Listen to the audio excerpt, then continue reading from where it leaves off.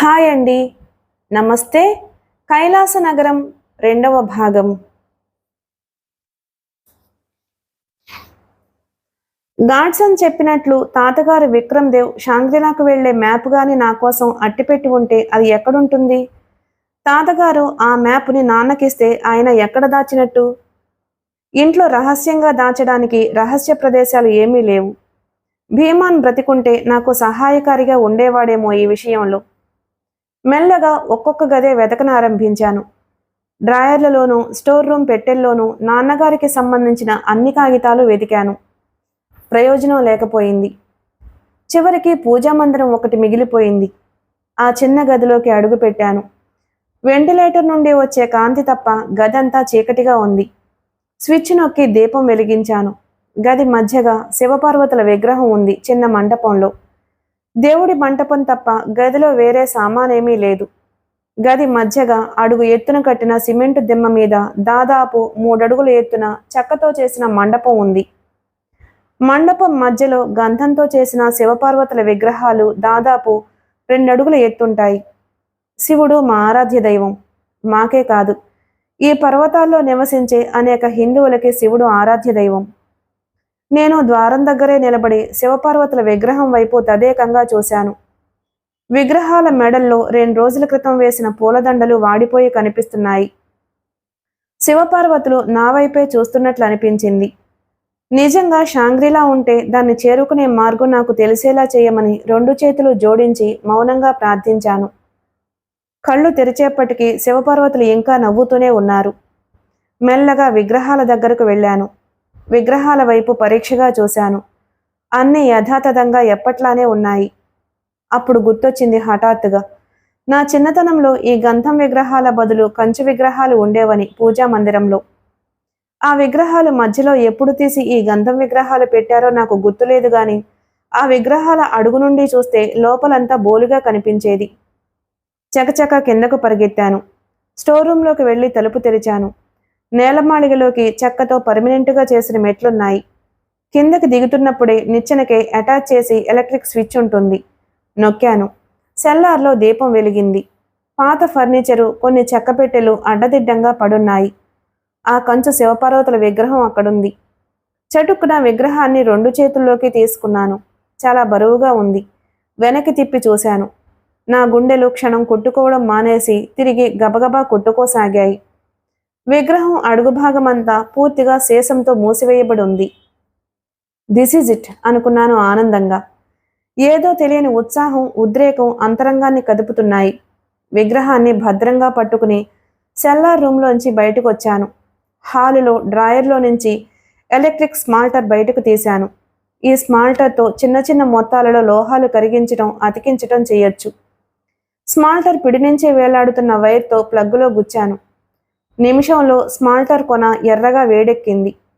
విగ్రహాన్ని టేబుల్ మీద బల్లపరుపుగా పెట్టి అడుగున శేషం అంచులకి స్మాల్టర్ కొసను తగిలించాను. మరుక్షణం శేషం కరిగిపోనారంభించింది. విగ్రహం అడుగున ఉన్న శేషం అంతా కరిగించి ఊడదీయడానికి దాదాపు 20 నిమిషాలు పట్టింది. శేషంని సీలుని తొలగించి నిమిషం పాటు కళ్ళప్పగించి విగ్రహం బోలులోకి చూస్తూ ఉండిపోయాను. ఏదో నల్లటి వస్తువు కనిపిస్తోంది. విగ్రహాన్ని ముట్టుకుంటే చెయ్యి కాలుతుంది అని తెలుసు స్మాల్టర్ వేడి వల్ల. నాలో ఎగ్జైట్మెంట్ క్షణక్షణానికి పెరిగిపోతుంది. 5 నిమిషాల తరువాత 2 వేళ్లు లోనికి పోనిచ్చి ఆ నల్లటి వస్తువుని బయటికి లాగాను. నల్లటి తోలుతో చేసిన సంచి అది. దాదాపు అడుగు పొడవు, 6 అంగుళాల వెడల్పు ఉంది. నిలువుగా 4 మడతలు వేసి పెట్టడం వల్ల ఆ విగ్రహం బోలులో పట్టింది. 4 వైపులా కుట్టబడి ఉంది. చాకు తీసుకుని చకచక కుట్లు ఉడదీశాను. లోపల 4 మడతలు వేసిన 2 మందమైన కాగితాలున్నాయి. నీరుకావి రంగులో చాలా పాతగా కనిపిస్తున్నాయవి. వాటిని బయటకు తీస్తుంటే ఏదో టంగుమన్న శబ్దంతో కింద పడింది. కిందకు వంగి దాన్ని తీశాను. అది చిన్న ఉంగరం. చాలా బరువుగా ఉంది. ఏ లోహంతో చేశారో తెలియదు. చిత్రమైన రంగులో ఉంది. బంగారము, వెండి, కంచు, రాగి ఏదీ కాదది. బహుశా రకరకాల లోహాలతో కలిపి చేసుండాలి. రాయి ఉండవలసిన చోట శివుడి తల చెక్కి ఉంది. కుడి చేతి మధ్యవేలికి పెట్టుకున్నాను. సరిగ్గా సరిపోయింది. 2 కాగితాలు మడతలు విప్పాను. గట్టిగా పట్టుకుంటే చిరిగిపోయేటట్టున్నాయి. అందులో ఒకటి మ్యాప్ అని స్పష్టంగా తెలుస్తుంది. రెండవది టావు సైజు కాగితం మీద రాసిన ఉత్తరం. శివుడి తల ఉన్న ఆ ఉంగరం పెట్టుకుని ఆ కాగితాలు ముట్టుకోగానే చిత్రమైన సంచలనం ప్రారంభమైంది నాలో. ఏదో తెలియని మహత్తర శక్తి నాలో ప్రవేశించినట్లు అనుభూతి కలుగుతుంది. ఒక్కసారి ఎడమ చేత్తో ఆ ఉంగరాన్ని తడిమి చూసుకున్నాను. స్పర్శకు చల్లగా అతి శీతలంగా తగులుతుంది. ఎవరిది ఉంగరం? తాతగారిదా? ఏమిటి దీని ప్రత్యేకత? సోఫాలో కూలబడి సిగరెట్ వెలిగించాను. గాడ్సన్ మాటల్లో నిజం రుజువైంది ఇప్పుడు. నా చేతిలోని వస్తువుల విలువ అమూల్యమైందని తట్టినప్పుడు ఒక క్షణం తెలియని భయం కలుగుతోంది. షాంగ్రీలాలో నిజంగా దేవతలు విహరిస్తారా? మానవులు అక్కడికి వెళ్ళి దేవతల్ని చూడగలరా? సిగరెట్ ఓ మూలకు విసిరేసి ఆ ఉత్తరాన్ని తెరిచాను. పొందికైన చిన్న అక్షరాలు. ఏ రంగు సిరాయో తెలియడం లేదు. అక్షరాలు మాత్రం కనిపిస్తున్నాయి. చదవడం ప్రారంభించాను. ప్రియ దౌహిత్రునకు, నేను ఈ ఉత్తరం రాసే సమయానికి నువ్వు ఏ లోకంలో ఉన్నావో నాకు తెలియదు. ఇప్పటికింకా నువ్వు ఈ ప్రపంచంలోకి రాలేదు. నేను బ్రతికుండగా వస్తావేమో కూడా తెలియదు. నేను బ్రతికున్నా లేకపోయినా ఈ ఉత్తరము, దానితో జత చేసిన పటము నీకు సురక్షితంగా అందాలని ఈశ్వరుణ్ణి ప్రార్థిస్తున్నాను. కైలాస నగరాన్ని గురించి మన పురాణాల్లోనూ ప్రాచీన గ్రంథాలలోనూ అనేక చోట్ల ప్రస్తావన ఉంది. ఈ కైలాస నగరం ఎక్కడ ఉందో ఖచ్చితంగా ఎవ్వరూ చెప్పలేకపోయినా హిమాలయ శిఖరాల్లో ఎక్కడో ఉన్నట్టు అనేక మంది పేర్కొన్నారు. స్వర్గం నుండి దేవతలు దిగివచ్చి విహరించే ఈ కైలాస నగరం ఏ ప్రాంతంలో ఉందో తెలుసుకోగలిగినందుకు ఒకందుకు గర్వంగానూ, ఆ కైలాస నగరంలోకి వెళ్ళలేకపోయినందుకు ఎంతో విచారంగానూ ఉంది నాకు. కనీసం నా తరువాత తరాల వారైన ఈ పవిత్ర నగరంలో అడుగుపెట్టి పునీతులవ్వాలని నా ఆకాంక్ష. అయితే ఈ పని నేనే ఎందుకు చేయలేకపోయాను? లేక మీ నాన్నని ఆ పని ఎందుకు చేయమని అడగలేదు అని నువ్వు ఆశ్చర్యపడుతూ ఉండొచ్చు. దానికి చాలా కారణాలున్నాయి. అసలు నేను, నా మిత్రుడు ఆంగ్లేయుడు అయిన జాన్ ముల్లరీ కైలాస నగరం ఆనుపానులు ఎలా తెలుసుకోగలిగామో చెబితే నీకు ఆ సమస్యకు సమాధానం దొరుకుతుంది. 1872 సెప్టెంబర్లో నేపాల్, సిక్కిం ప్రాంతాలను, ఆ ప్రాంతాల హిమశిఖర పర్వత శ్రేణులను వీక్షించి సర్వే చేసి హిమాలయ ప్రాంతాల గురించి ఓ సమగ్రమైన అర్థవంతమైన పటం తయారు చేయడానికి మన ప్రభుత్వం నన్ను, ముల్లరీని హిమాలయాల్లోకి పంపింది. అప్పట్లో హిమాలయాల్లోని అనేక కొండజాతుల వారు టిబెట్ ప్రభుత్వము మన ప్రభుత్వానికి చాలా వ్యతిరేకంగా ఉండేవారు. భారతీయులెవ్వరినీ ఆ ప్రాంతాలలోనికి రానిచ్చేవారు కాదు. అంచేత మేమిద్దరం టిబెటియన్లలాగా, లామాల్లాగా వేషాలు వేసుకుని సిక్కిం ప్రాంతం గుండా టిబెట్లోకి ప్రవేశించాము. టిబెట్లో సంచరిస్తూ ఉండగా మేము ఆటవికుల బారిన పడడం తటస్థించింది. వారి నుండి తప్పించుకుని పారిపోతూ అరుణా నదిని చేరుకున్నాము. అరుణా నదిలో సామాన్లతో ప్రయాణం చేస్తూ ఉండగా మా బోటు తిరగబడి మా పరికరాలన్నీ నదిపాలయ్యాయి. ఎలాగో అరుణా నది పడమటి ఒడ్డు చేరుకున్నాము. అయితే అంత దురదృష్టంలోనూ కొంత అదృష్టం మా వైపు ఉంది. నా జేబులోంచి దిక్సూచి మాత్రం నీటిపాలవ్వకుండా మిగిలిపోయింది. తిరిగి అరుణా నది అవతల వైపుకు దాటగల శక్తి, ధైర్యమూ లేవు. ఆ నది దాటి అవతలకు వెళ్ళినా మళ్ళీ ఏ ఆటవికుల బారిన పడే అవకాశం ఉంది. అంచేత అక్కడి నుండే నేపాల్లోకి, కాఠ్మండు చేరుకోవాలని కాలినడకన బయలుదేరాము. హిమాలయ శ్రేణుల్ని దాటితే గానీ కుదిరే పని కాదది. అయినా మేము బయలుదేరిన కార్యమే హిమాలయ ప్రాంతాన్ని సర్వే చేయడం కాబట్టి నా దిక్సూచి సహాయంతో ముందుకు సాగాము. దారి తెన్ను లేని ప్రయాణం అది. చాలా చిత్రమైన సంఘటనలు, అనుభవాలు జరిగాయి మా ప్రయాణంలో. దాదాపు 1 నెల రోజుల ప్రయాణం చేశాము. ఇంకా ఎంత దూరం ప్రయాణం చేయాలో తెలియదు. అంతులేని ఆ పర్వత శ్రేణులు ఎంతవరకు విస్తరించి ఉన్నాయో లెక్క కట్టడానికి మాకు ఆధారాలు లేవు. ఆ పర్వత శ్రేణిలో దారి తప్పాము. అయితే అంత శ్రమలోనూ మా ప్రతి కదలిక మేము గుర్తుపెట్టుకుంటూనే ఉన్నాము. మేము నడిచిన దూరాన్ని గజాలు, మైళ్ళ దూరంలో కొలవడానికి మా దగ్గర కొలబద్దలు లేవు. ఎంత దూరం నడిచినా, ఎన్ని అడుగులు వేశామో లెక్కలేసుకుంటూ పోయాము. అక్టోబర్ మాసానికి ఓ పర్వత శ్రేణి చేరుకున్నాము. పర్వత శ్రేణి అనడం కన్నా 2 పర్వత శ్రేణుల మధ్య లోయ అనొచ్చు దాన్ని. పగలు కూడా దట్టమైన పొగమంచు ఆవరించి ఉంది. చుట్టూ ఉన్న పర్వత శిఖరాలన్నీ మంచుతో కప్పబడి ఉన్నాయి. చెట్టు చేమలనేవి లేవు. ఆశ్చర్యంగా ముందుకు సాగాము.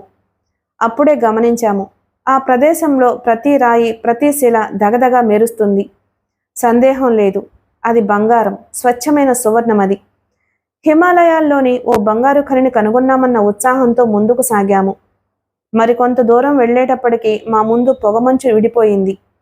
ఎదురుగా దగదగా మెరుస్తున్న మేలిమి బంగారు పర్వతం కనిపిస్తుంది. తలెత్తి దాని అంచు చూడాలని ప్రయత్నించాను. ఉహుం. మెడలు పూర్తిగా వెనక్కి వంచి చూసినా మేమున్న దూరం నుంచి కూడా ఆ పర్వత శిఖరం అంచులు మాకు కనిపించలేదు. తెల్లని మంచు మబ్బుల మధ్య ఏమాత్రం దృష్టికి అందకుండా ఉంది.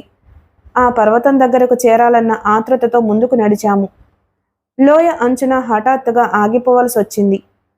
లోయ అంచు నుండి ఆ పర్వత శిఖరం వరకు నీరు, కాదు పాదరసం, కాదు పాదరసం లాంటి నీరు.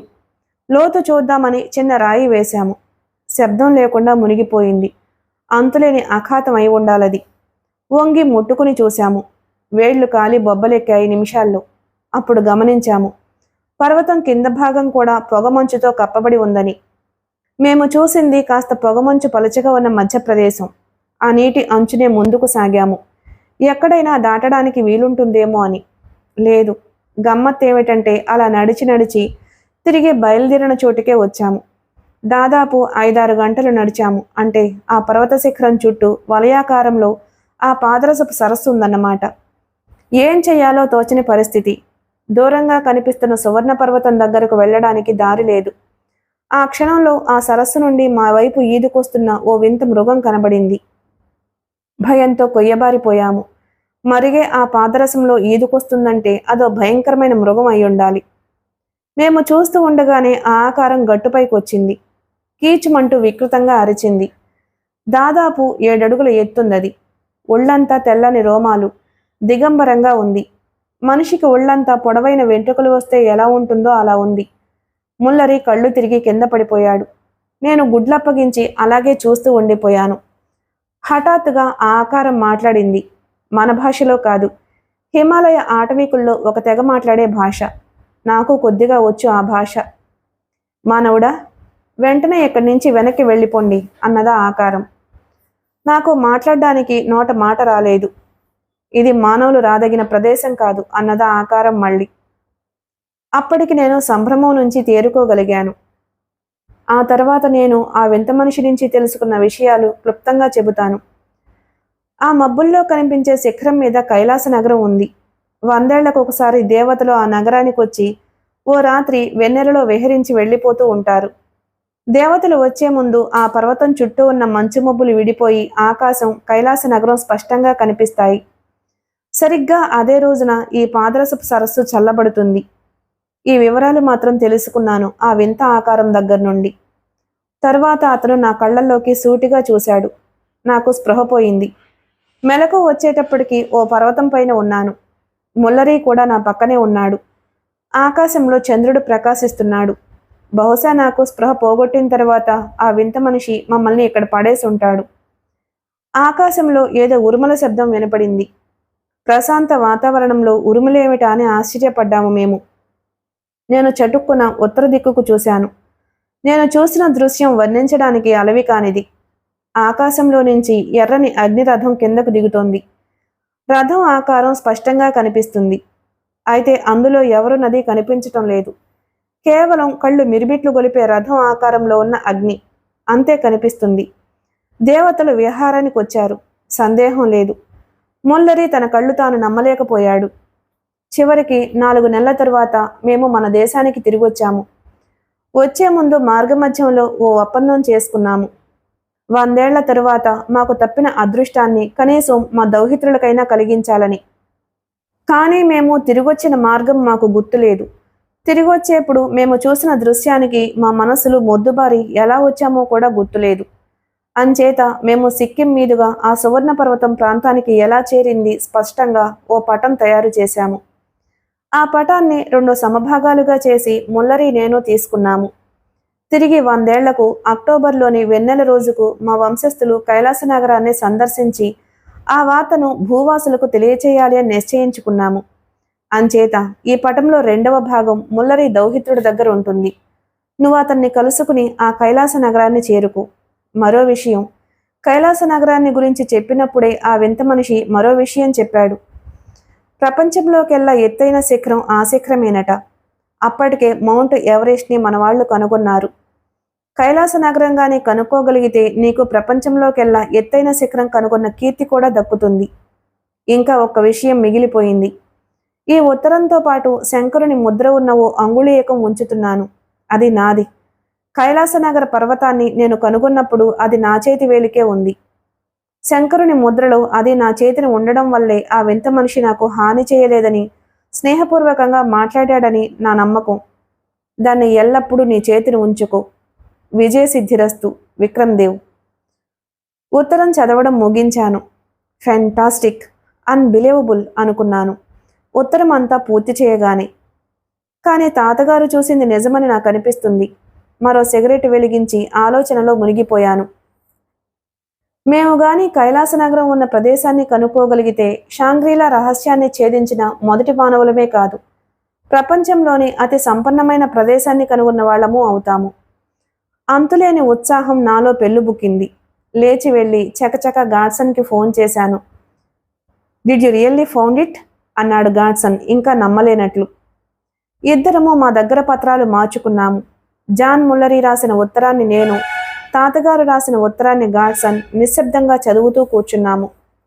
అక్టోబర్లో పౌర్ణమి ఎప్పుడవుతుంది అడిగాడు గాడ్సన్. మనసులోనే లెక్కలు వేశాను. ఇది జూలై నెల. అక్టోబర్ 18వ తారీఖున వస్తుంది పౌర్ణమి అన్నాను. అయితే సరిగ్గా ఆ రోజుకి మనం అక్కడికి చేరేటట్టు మనం ఏర్పాట్లు చేసుకోవాలి అన్నాడు Godson. Godson, are you serious? ఇంకా 3 నెలల వ్యవధి ఉంది. పైగా ఈ మ్యాప్ ప్రకారం మనం సిక్కి బోర్డర్ నుంచి దాదాపు 400 మైళ్ళు ప్రయాణం చేయవలసి వచ్చేటట్టు తెలుస్తోంది. Yes, you are right. 400 మైళ్ళ ప్రయాణం చేయడానికి 3 నెలల వ్యవధి చాలనుకుంటాను అన్నాడు గాడ్సన్. వ్యవధి సమస్యను గురించి కాదు నేను మాట్లాడేది, మనం చేయవలసిన సన్నాహాల గురించి. మనం ప్రయాణం చేసేది చైనీస్ భూభాగంలో నుంచి అని గుర్తుంచుకోవాలి. ఇటు భారత ప్రభుత్వానికి కానీ అటు నేపాలీస్ ప్రభుత్వానికి కానీ చైనీస్కి కానీ మనం చేయబోయే కార్యం గురించి తెలియజేయడానికి వీల్లేదు. అంటే అతి రహస్యంగా హిమాలయ ప్రాంతాల్లో మనం ప్రవేశించాలి. ఇకపోతే 400 మైళ్లను ఆ పర్వతాలలో ఎంత లేదన్నా రోజుకి 10 మైళ్ల చొప్పున 40 రోజులన్నా పడుతుంది. ఇకపోతే ఆ ప్రాంతంలోని ఆటవికులతో పరిచయం ఉన్న గైడ్లు కావాలి మనకు. మనంతట మనం ఆ పర్వత ప్రాంతంలో ముందుకు సాగడం కష్టం. అలాగే మనకు సహాయంగా ఉండడానికి ఒకరో ఇద్దరు హిమాలయ పర్వతారోహణలో అనుభవం ఉన్న పర్వతారోహకులు కావాలి. OS, we need doctor also. ఎంతమందికి? కనీసం 80 రోజులకు. అంటే వెళ్ళడానికి, తిరిగి రావడానికి ఆహార పదార్థాలు, మెడికల్ సప్లైసు, ఎక్విప్మెంటు, దుస్తులు కావాలి అన్నాను గాడ్సన్ వైపు చూస్తూ. గాడ్సన్ ఖాళీ గ్లాసు కింద పెట్టి సిగరెట్ వెలిగించాడు. Finance is not a problem. అవసరమైన ఖర్చంతా నేను పెడతాను. మరి ముల్లరీ విషయం ఏమిటి? నిన్న రాత్రి ముల్లరీని నేను బంధించిన తరువాత పొద్దున గాడ్సన్ వచ్చి రాగానే ముల్లరీ చెంపలు ఎడాపెడా వాయించాడు. పోలీసులకు అప్పచెబుతానని హడావిడి చేశాడు.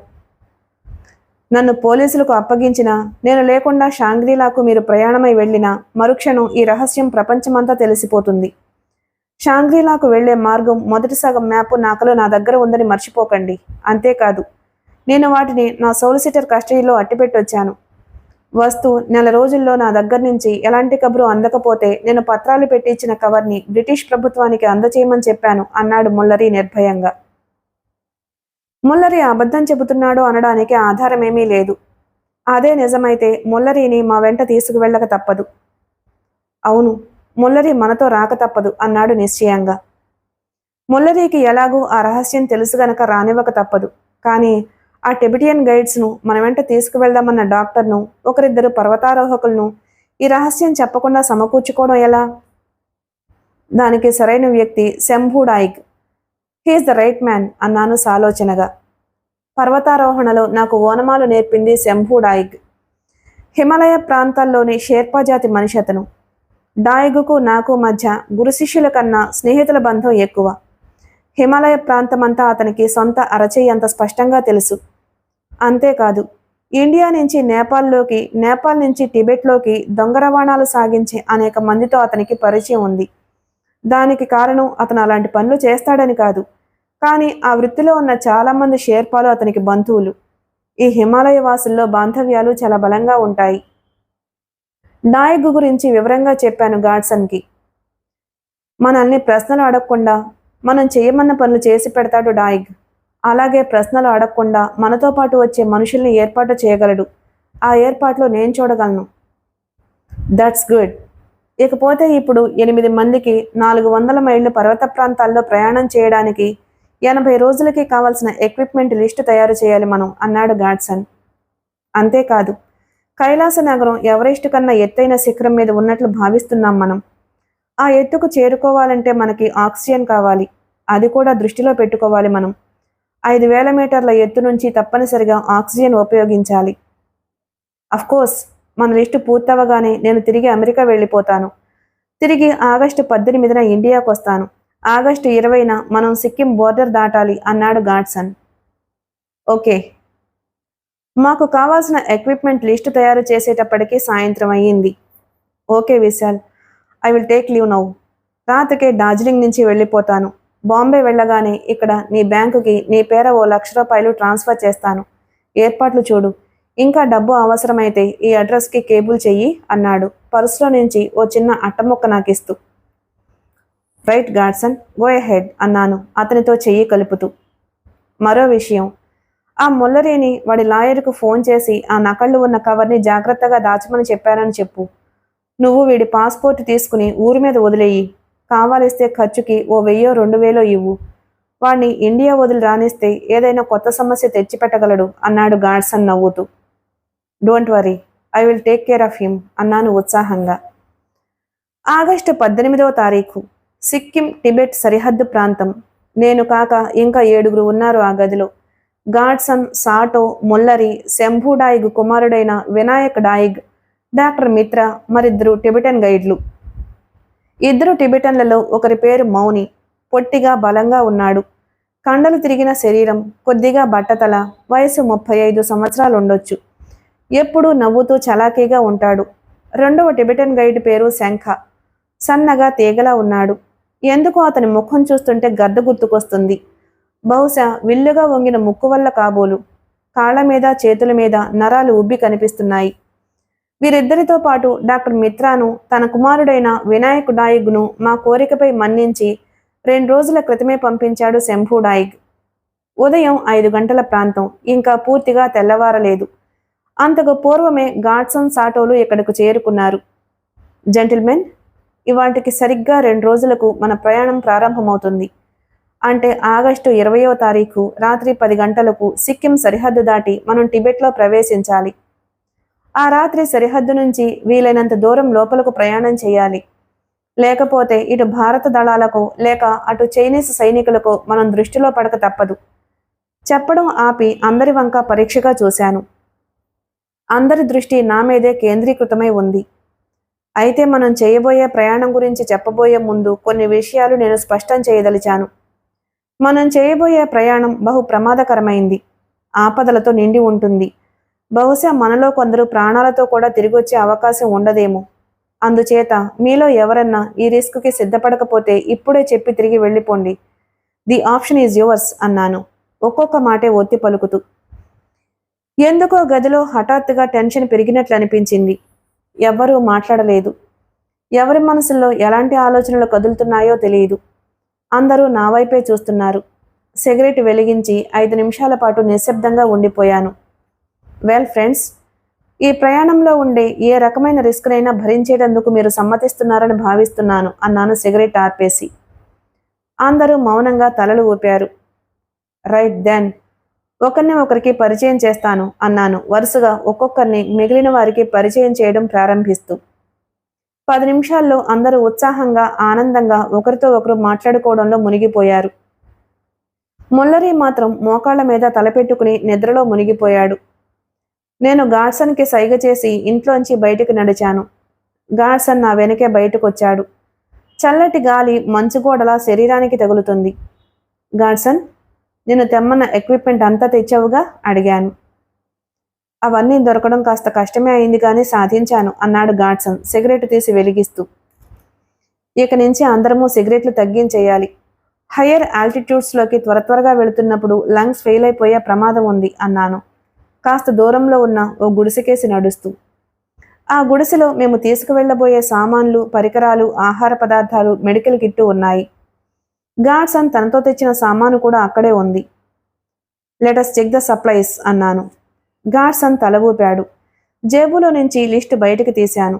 నేను పైకి చదువుతూ ఇద్దరం కలిసి అన్నీ ఉన్నాయో లేవో మరోసారి చూసుకోసాగాము.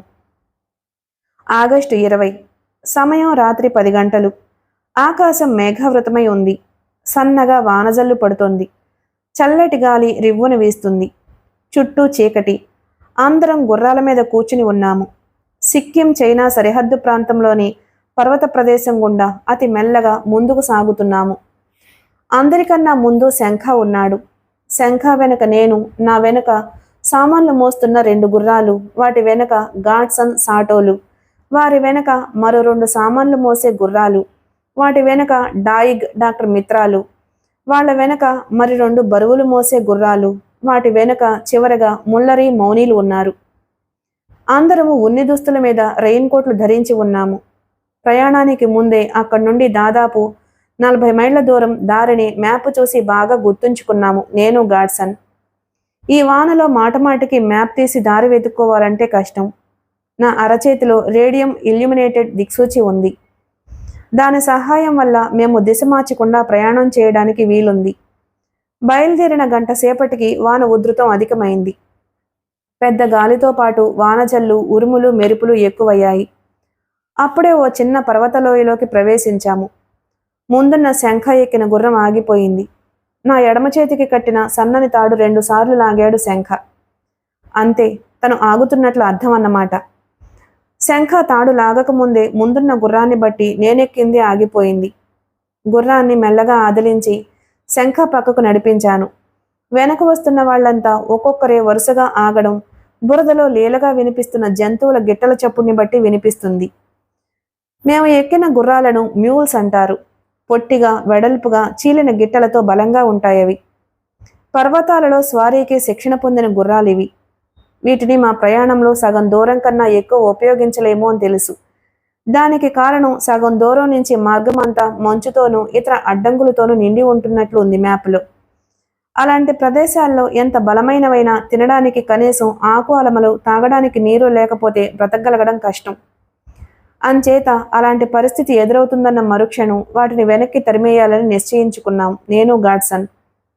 తమకు కావలసిన ఆహారం, నీరు ఉండే ప్రదేశాన్ని వేటకు కల్లా పసిగట్టగలవు ఈ కొండ గుర్రాలు. ఏమిటి అన్నాను శంఖ దగ్గరకు వెళ్ళి. శంఖ ఏదో మాట్లాడాడు, వినిపించలేదు. అప్పుడు గుర్తొచ్చింది.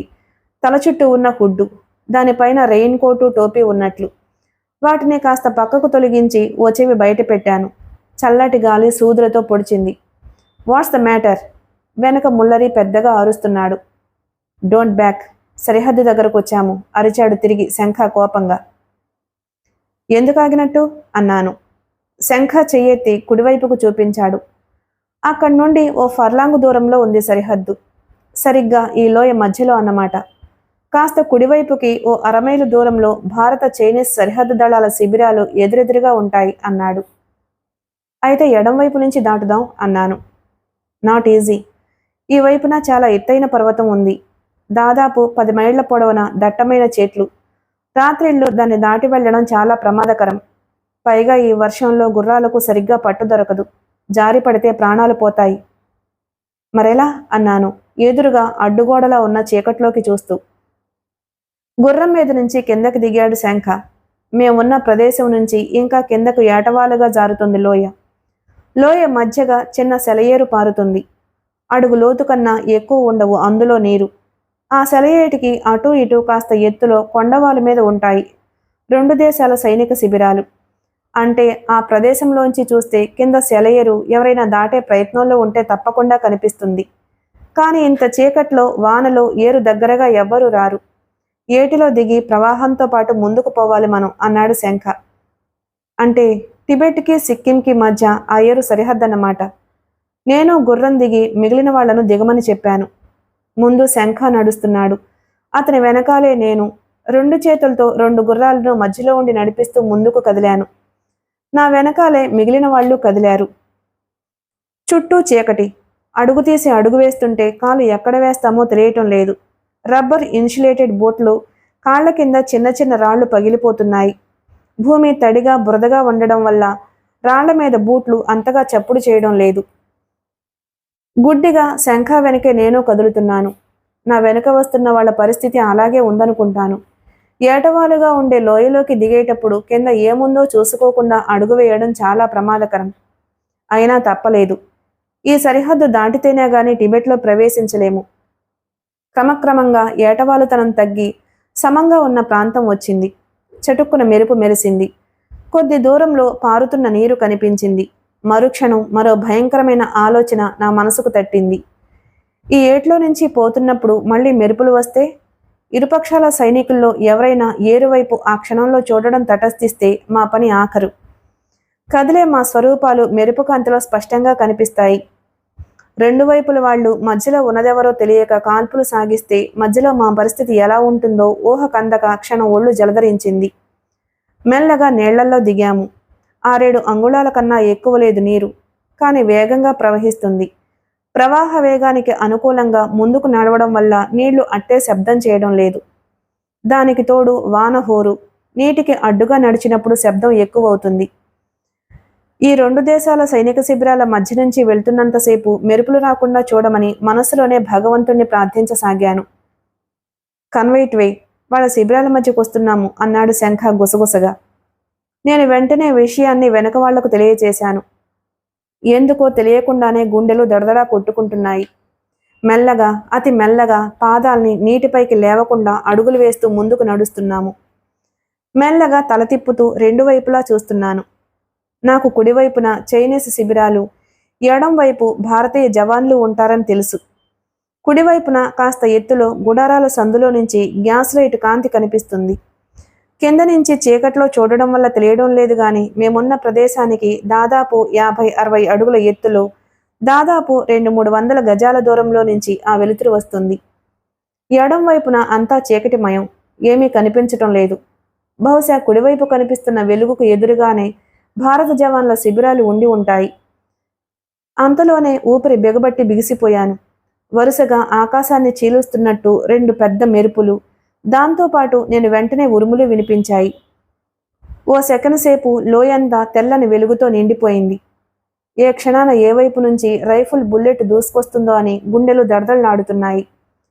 కాళ్ళు మాత్రం ఆగకుండా వాటంతట అవే ముందుకు కదులుతున్నాయి. నిమిషం, 5 నిమిషాలు, పావుగంట గడిచింది. థ్యాంక్ గాడ్, ఏమీ జరగలేదు. బహుశా సైనికుల్లో ఎవరన్నా ఏటివైపు చూస్తున్నా ఆ మెరుపులు మెరిసినప్పుడు ఆ కాంతికి అసంకల్పితంగానే కళ్ళు మూసుకుని ఉండాలి. ఆ శిబిరాలున్న ప్రదేశం దాటి దాదాపు ఓ ఫర్లాంగు దూరం వచ్చుంటాము. శంఖ తన గుర్రాన్ని మెల్లగా ఒడ్డుకు నడిపించసాగాడు. మరో 2 నిమిషాల్లో అందరం ఒడ్డుకొచ్చి గుర్రాలెక్కాము. ఏటి ఒడ్డునే ముందుకు పోవడం మొదలుపెట్టాము. దాదాపు 2 మైళ్ల తరువాత ఈ కొండను దాటి అవతలకు వెళ్ళొచ్చని చెప్పాడు శంఖ. మౌనంగా ముందుకు సాగుతున్నాము. వాన చినుకులు ముఖం మీద పడి చికాకు పుట్టిస్తున్నాయి. సరిహద్దు శిబిరాలు దాటి దాదాపు 1.5 మైళ్ళ దూరం వచ్చుంటాము ఏటి ఒడ్డునే. గుర్రాల నడక వేగం హెచ్చింది. ఇంకా కాస్త దూరం వెళితే ఈ కొండను దాటడానికి దారి ఏర్పడుతుంది. హఠాత్తుగా శంఖ గుర్రం ఆగిపోయింది. చైనీస్ అన్నాడు గుసగుసలుగా గుర్రం దిగుతూ. Why the hell you stop again అరిచాడు ముల్లరి వెనక నుంచి. షటప్ యు క్రీప్, బొసలు కొట్టాడు సాటో. ఎక్కడి వాళ్ళు అక్కడ ఆగిపోయాము. మాలో టెన్షన్, జంతువులు కూడా గమనించి ఉండాలి. అవి కదలకుండా శిలా విగ్రహాలకు మళ్ళీ నిలబడ్డాయి. మాకు దాదాపు 20 గజాల దూరంలో నేల మీద వెలుతురు కనిపించింది. గుండ్రటి వెలుతురు ముందుకు కదులుతోంది. ఎస్, పవర్ఫుల్ టార్చ్ లైట్ కాంతది. ఏటి ఒడ్డునే వస్తుంది. బహుశా చైనీస్ గస్తీదళం అయ్యుంటారు. ఇటువైపే వస్తున్నారు, సందేహం లేదు. మేము ఆగిపోయిన వైపే వస్తున్నారు. మా చప్పుడు విని అయ్యుండదు. బహుశా ఇది వాళ్ళ రొటీన్ గస్తీ రూట్ అయి ఉంటుంది. టార్చి కాంతి క్షణక్షణానికి దగ్గర పడుతుంది. ఏటూ కదలడానికి వీల్లేదు. కదిలితే ఈ గుర్రాల చప్పుడుకి వాళ్ళు తప్పనిసరిగా చూస్తారు. కదలకపోయినా తిన్నగా వాళ్ళు మమ్మల్ని ఢీకొంటారు. సరిగ్గా వాళ్ళు నడిచే దారిలో మేమున్నాము. నా వెనక ఉన్నవాళ్ళు బహుశా ఆ టార్చి కాంతి చూసుండాలి. అందరము ఊపిరి బిగబట్టి చూస్తున్నాము. టార్చ్ కాంతి చటుక్కున పైకి తిరిగింది. తెల్లని వెలుతురు మా మీద పడింది. ఎవరు మీరు? టిబెటన్ భాషలో ప్రశ్న వినిపించింది. టార్చ్ వెనక ఎవరున్నారో, ఎంతమంది ఉన్నారో తెలియడం లేదు. వెలుగు భరించలేక శంఖ కళ్లకు అరచేయి అడ్డం పెట్టుకున్నాడు. నేపాలీయులం, ఈ వానలో దారి తప్పాం అన్నాడు శంఖ. కదలకండి, ఎవరన్నా కదిలినా పారిపోవాలని ప్రయత్నించినా కుక్కల్లా కాల్చేస్తాము.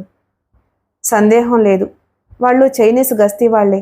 మొత్తం 4 టార్చి వెలిగించినవాడు కాక మిగిలిన 3 జాగ్రత్తగా ముందుకొస్తున్నారు. 3 సైనికులు మాకు కాస్త ఎడంగా 2 గజాల దూరంలో తుపాకులు ముందుకు పట్టుకుని ఫైరింగ్ పొజిషన్లోకి వచ్చారు. టార్చ్ లైట్ వాడు మాత్రం ఎడంగా అలాగే నిలబడ్డాడు. Blind eagle calling master, blind eagle calling master. Torch light వాడు మాట్లాడుతున్నాడు. బహుశా వాడి దగ్గర వైర్లెస్ సెట్ ఉండుంటుంది. ఇంతమందిని బంధించడానికి 4 చాలరని వాడు గ్రహించి ఉండాలి. అందుకే శిబిరం నుంచి మరికొంతమంది కోసం వైర్లెస్లో పిలుస్తున్నాడు. వాడి వైపే కళ్ళు చికిలించుకుని చూస్తున్నాను. అయిపోయింది. ఆదిలోనే హంసపాదు.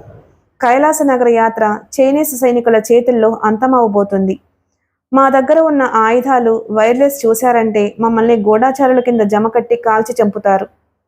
టార్చ్ లైట్ పట్టుకున్న సైనికుడి వెనక క్షణం చిన్న మంట, వెంటనే టప్మన ధ్వని. వాడు ఒక్క కేక పెట్టి కింద కూలిపోయాడు. మిగిలిన 3 ఆశ్చర్యంగా అటు చూశారు. వరుసగా టప్ టప్ టప్ మన ధ్వని. 3 నేల కూలిపోయారు. ఆశ్చర్యంతో మాట రాలేదు నాకు. అందరూ శిలాప్రతిమలకు మళ్ళీ జరుగుతున్న సంఘటనను సినిమాలా చూస్తూ ఉండిపోయాము. It is all right friends.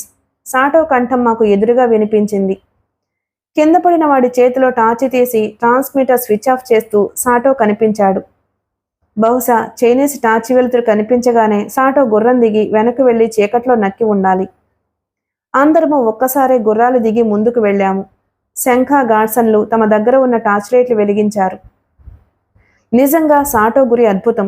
4 సరిగ్గా ఛాతి ఎడం వైపు నుంచి బుల్లెట్లు తీసుకుపోయాయి. థ్యాంక్ యూ సాటో అన్నాను కృతజ్ఞతగా. Mention not sir.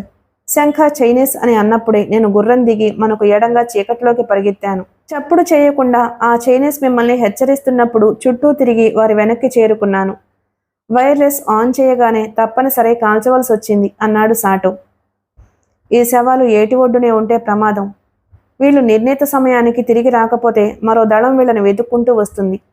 వాళ్ళు గాని ఈ శవాలు చూస్తే ఈ ఏటి ఒడ్డున బురదలో మన గుర్రాల గిట్టల జాడల్ని బట్టి మన వెనకే తరుముకొచ్చే అవకాశం ఉంది అన్నాడు గాడ్సన్. You are right. ముందు ఈ శవాల్ని మనం ఏటి ఒడ్డు నుంచి దూరంగా పారేయాలి అన్నాను నేను. చకచక 4 శవాల్ని ఏటి ఒడ్డు నుంచి దూరంగా కొండవైపు గీడ్చుకుపోయాము. ఈ ఏటి ఒడ్డునే మన అడుగుజాడలు పడకుండా ఉండాలంటే నాకు ఐడియా తోస్తుంది అన్నాను. ఏమిటది? తిరిగి ఏట్లోకి దిగి మనం కొండ దాటవలసిన కనుమ వచ్చే వరకు నీటిలోనే ప్రవాహంతో పాటు నడుద్దాం. ఈసారి చప్పుడు చేసినా పర్వాలేదు కాబట్టి వేగంగానే వెళ్ళొచ్చు అన్నాను. ఈ ఆలోచనకి అందరూ ఒప్పుకున్నారు. ఇక ఏమాత్రం ఆలస్యం చేయకుండా ముందుకు కదిలాము. మిగిలిన కథ తరువాయి భాగంలో విందాం. Please like and subscribe my channel. Thank you.